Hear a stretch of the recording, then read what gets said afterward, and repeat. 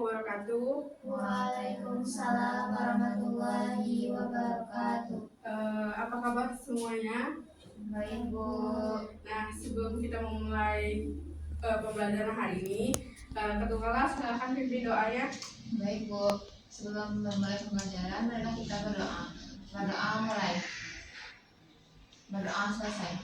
Oke, baiklah. Siapa yang hari ini tidak hadir? Hadir semuanya, Bu. Oke, bagus. Alhamdulillah. Semoga di pertemuan selanjutnya seperti ini terus ya. Iya, Bu. Oke, hari ini kita belajar penyajian data. Nah, minggu kemarin kita telah mempelajari tentang sampel, populasi, data, dan cara pengumpulan data. Nah, apakah ada yang masih ingat apakah itu sampel, populasi, dan data? Ya, silakan Fiani. Sampel itu bagian dari populasi, Bu, dimana itu yang lebih kecil dari populasi, Bu. Populasi itu seluruhnya gitu, Bu, hasil seluruh dari kemungkinannya, Bu. Lalu yang data? Kalau yang data itu hasil perhitungan yang ada di kita observasi, Bu. Oke, ada lagi? Nah, yang kedua, apa yang kalian ingat tentang cara mengumpulkan data? Iya, Bu. Silakan Nabila. Cara mengumpulkan data itu ada dibikin tabel gitu, Bu. Datanya dikumpulkan, Bu. Observasi. Ulang ya. Apa yang kalian ingat tentang cara mengumpulkan data? Ada yang tahu? Masih ingat pembelajaran teman kemarin? Ya, Bu. Silakan Nabila. Cara mengumpulkan data ini dari observasi di lapangan dulu, Bu. Nanti setelah itu baru didapatkan datanya. Betul ya. Selain observasi juga ada wawancara dan yang lainnya, seperti yang kita pelajari di pertemuan kemarin. Oke. Nah, sebelum masuk ke setelah mempelajari cara pengumpulan data dan apa itu data, kita akan mempelajari tentang penyajian data. Nah, di sini ada sebuah video. COVID-19, kamu dapat melihat data berapa banyak orang yang terinfeksi virus COVID-19. Dari data tersebut, kamu bisa melakukan analisis sederhana, seperti pada penularan kasus baru, apakah menurun atau bertambah. Bahkan, data tersebut dapat dijadikan dasar oleh pemerintah untuk pengambilan kebijakan. Lalu, apa sih yang dimaksud dengan data?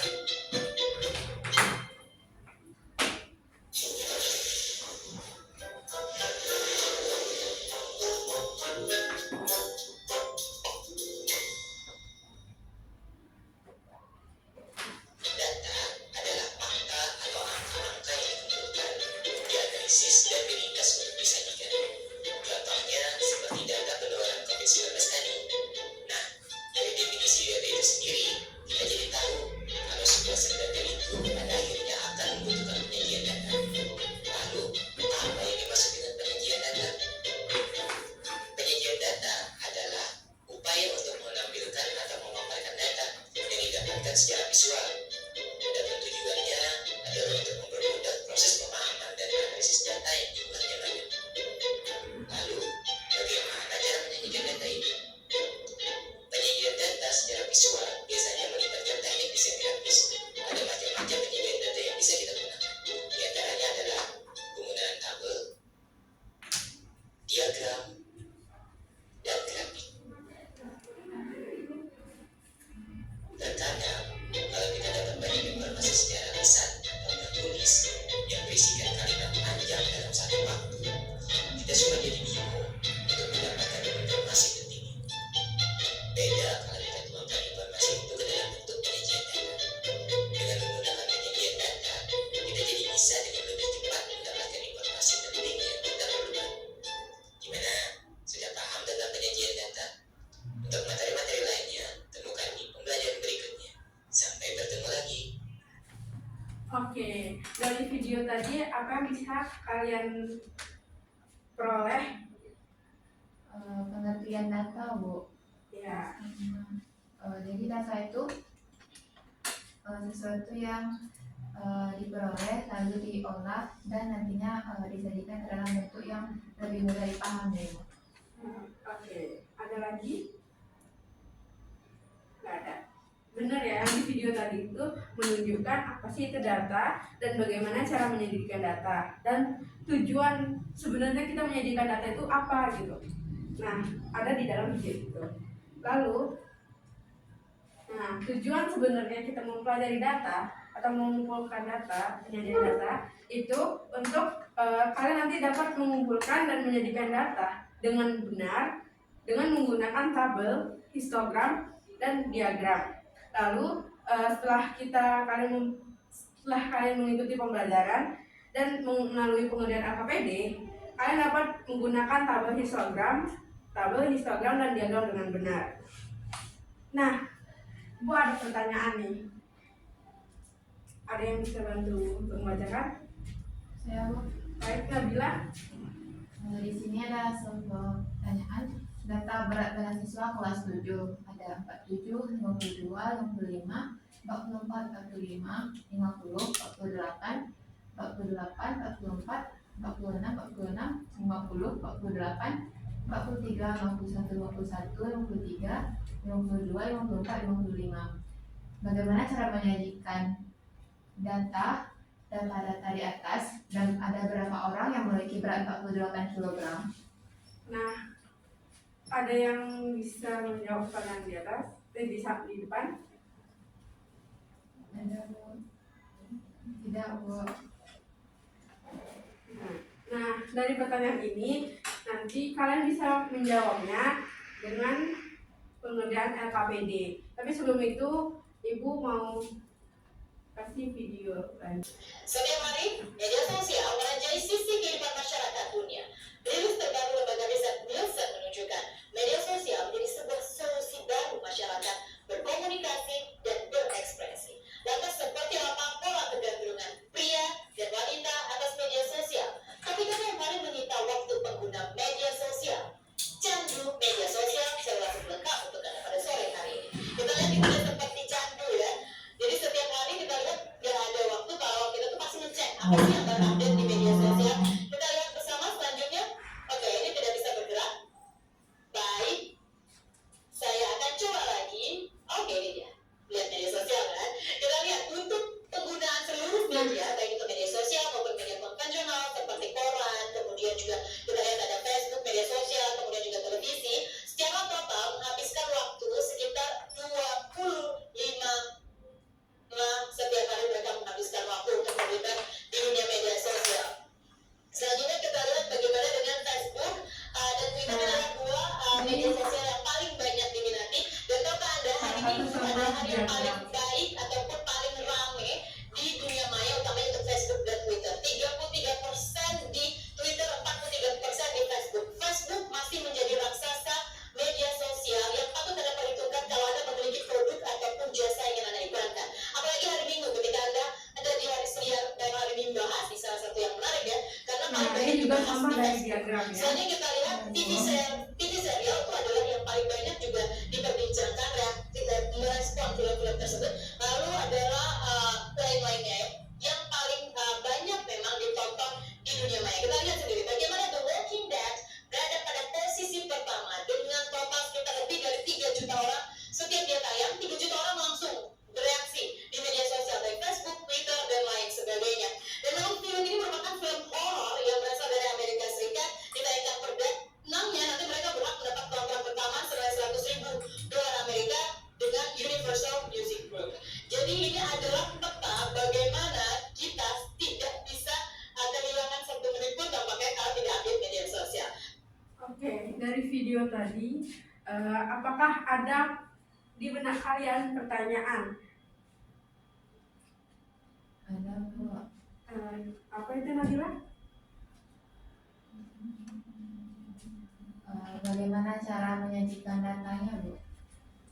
Iya. Ada yang lain? Nah,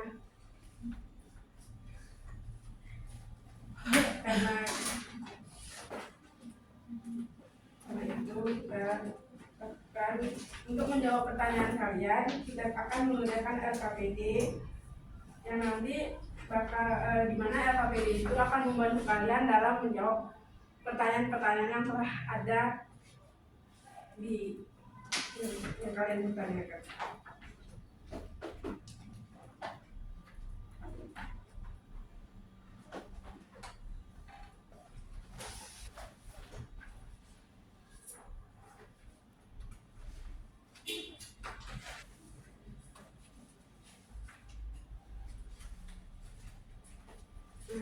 Ini Ibu bagikan RKPD dan ada NIM dan ada kertas suara, nanti kalian isi. Baik Bu. Terima kasih Bu. Ya, sama-sama.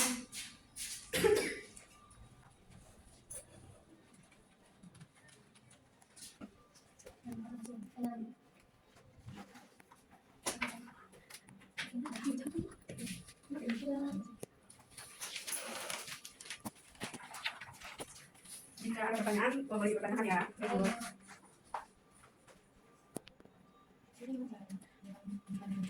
Nah, ini kaji yang baru tadi ya, yang sebelah kanan itu, sebelah kiri itu jumlah nilainya. Berapa kali jadikan? Ya. Kan kita nilainya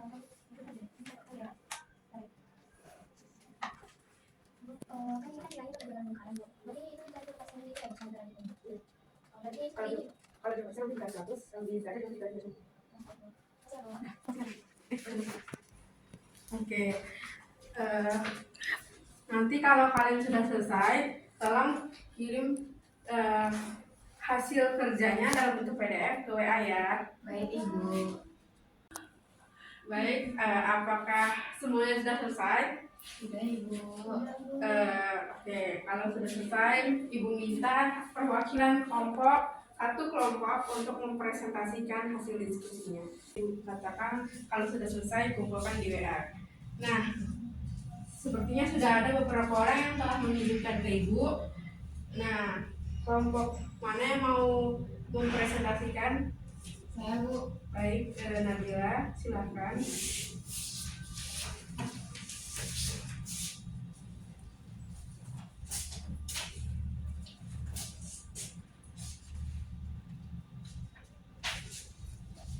Baik, saya perwakilan dari kelompok 1 akan presentasikan aktivitas 2 dan aktivitas 3. Nah, di sini pada LKPD diberikan data, di mana pada data tersebut dalam tabel ada tahun dan jumlah panen tiap tahunnya. Nah, di sini kita diminta untuk mengetikkan data-data tersebut ke dalam bentuk diagram batang. Nah, di sini kami telah berdiskusi dan menemukan diagram batang seperti ini, di mana untuk tahun 2016 itu hasil panennya itu sebanyak 60 ton. Lalu pada tahun 2017 itu hasil panennya sebanyak 30 ton. Tahun 2018 sebanyak 70 ton. Lalu untuk tahun 2019 itu sebanyak 60 ton. Dan pada tahun 2020 itu sebanyak 80 ton. Nah, jadi diperolehlah diagram batang seperti ini. Nah, sedangkan untuk aktivitas 3 itu datanya juga sama, cuma di sini kita diminta untuk membuat diagram garis. Nah, di sini yang sudah kami tulis dengan spidol merah, di sini merupakan diagram garis dari data-data mengenai hasil panen tadi. Lalu selanjutnya untuk aktivitas 4 itu datanya juga sama seperti yang tadi, cuman kita di sini diminta untuk membuat diagram lingkarannya, dan juga di sini juga diminta untuk membentuk dalam bentuk persen dan derajat. Nah, di sini sudah kami buat diagram lingkarannya, di mana untuk tahun 2016 itu sebanyak 60 ton diperolehlah besar persennya itu adalah 20%. Lalu untuk tahun 2017 itu terdapat 10% hasil panennya. Lalu untuk tahun 2018 diperoleh 23,3%. Lalu tahun 2019 itu diperoleh sebanyak 20%, dan pada tahun 2020 diperoleh sebanyak 26,6%. Dari sini bisa dilihat perhitungan yang telah kami lakukan sehingga bisa dibentuk diagram lingkaran seperti ini.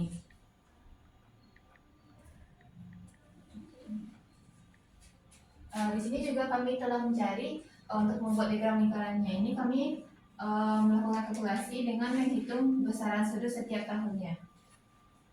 Sekian presentasi dari kelompok 1. Terima kasih. Baik, terima kasih Nabila. Silakan kembali ke tempat. Ada yang berbeda jawabannya? Tidak Bu, sama. Oke. Untuk aktivitas 2 dan 2, 3 dan 4 yang telah dipresentasikan itu sudah cukup baik dan sudah benar. Oke.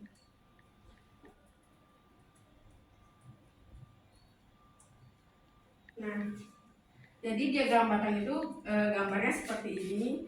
Nah, diagram batang adalah penyajian data dalam bentuk batang yang lebarnya sama, tapi tingginya bisa berbeda, itu tergantung dari frekuensinya.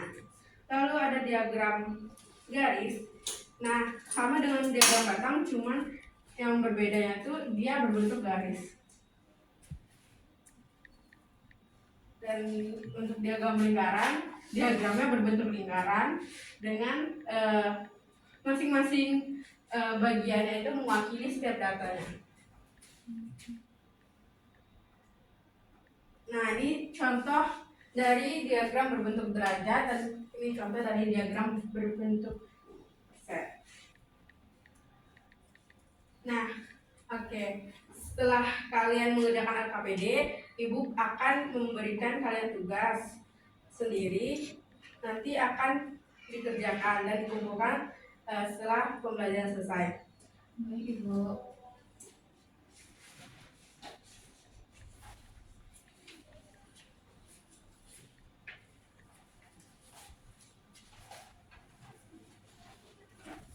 Terima kasih Ibu. Oke. Nah, sebelum kalian mengerjakan tugas, apa kesimpulan yang kalian bisa dapatkan dari materi hari ini? Saya Bu. Silakan Nabila. Nah, jadi dari materi yang telah kita pelajari tadi Bu, itu saya memperoleh kesimpulan bahwasanya untuk menjadikan data itu tidak hanya diagram batang saja Bu, tapi bisa juga menggunakan diagram garis dan menggunakan diagram lingkaran Bu. Ada lagi? Ya benar ya, kesimpulannya seperti itu. Lalu bisa juga kesimpulannya itu kalian dari pelajaran ini kalian bisa menentukan berapa derajat sebuah data di dalam lingkaran. Oke. Berarti semua udah paham kan materi hari ini? Sudah Ibu. Baik, baguslah kalau begitu. Nah,